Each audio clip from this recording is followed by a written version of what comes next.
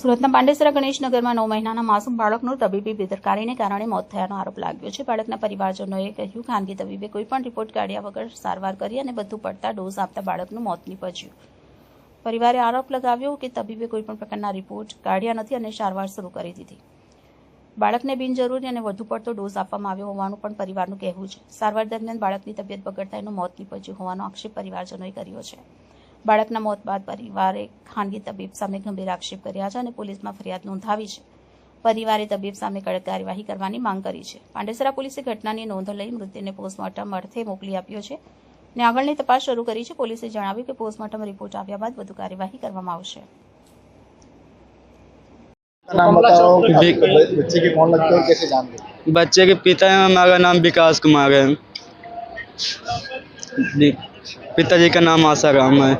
ग्राम केशवरायपुर के और थाना कगड़ेपुर ब्लॉक धाता जिला फतेहपुर के रहने वाले हैं, कानपुर देहात। क्या हुआ है सब?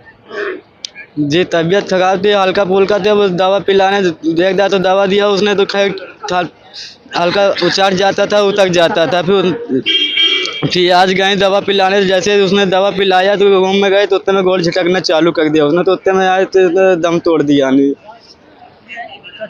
क्या चाहते हो?